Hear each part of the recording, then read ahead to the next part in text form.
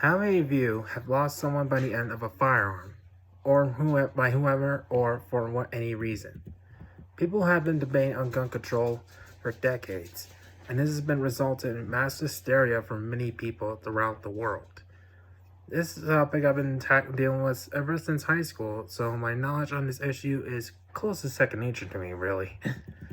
For the speech, I will discuss when the issue was discussed, the various gun regulations in a few states, and what we can do to prevent future mass shootings. By the end of this speech today, I hope I can convince you to pursue this issue with an open mind and a new understanding. However, this issue has not been new to eyes of many people. The issue was first brought up to the public after the events of Columbine High School massacre, where people have been talking about that for a while, so you probably know how it goes. 12 dead, 13 dead. Shooters Eric Harrison, Cleveland shot themselves, injured 24 more. With the events fresh in their minds, many survivors have just spoke out to Congress even before the National Rifle Association. Thomas Mauser, whose son Daniel was one of the victims of Columbine, was a spokesman for the Colorado ceasefire, a gun control group born shortly after the shooting. He sees up close to passion guns and gun ownership and gender. Even though his group doesn't call for disarming Americans, his said guns rights groups often echo that refraining from rallying against registration. Year after year, more and more mass shootings take place, from Virginia Tech, from Sandy Hook, to Stoneman Douglas, and now many more. It resulted in death after death, so it made the topic of gun control something that cannot be easily fixed and way too complicated to understand. There are current gun laws in most states that are a little bit close to helping gun control issue.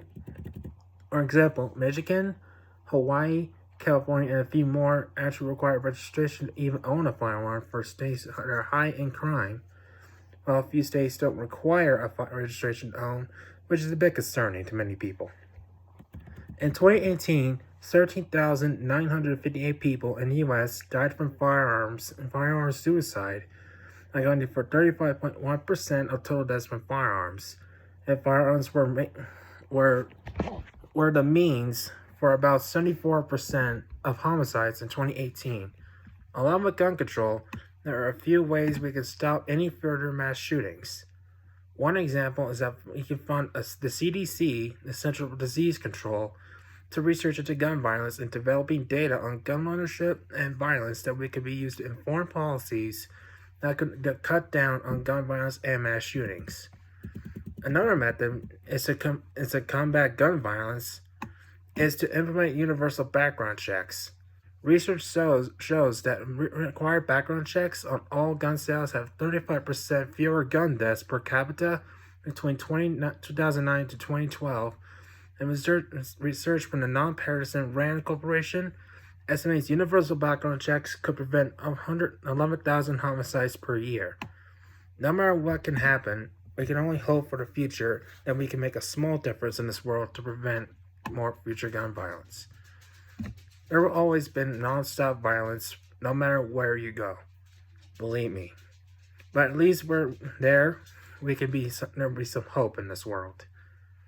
We looked over what gun control made a hot issue, the various gun laws that are in place in a few small states, and how we can prevent any future mass shootings. I hope I made you understand why we need to implement gun control for the future of this country. Thank you for listening.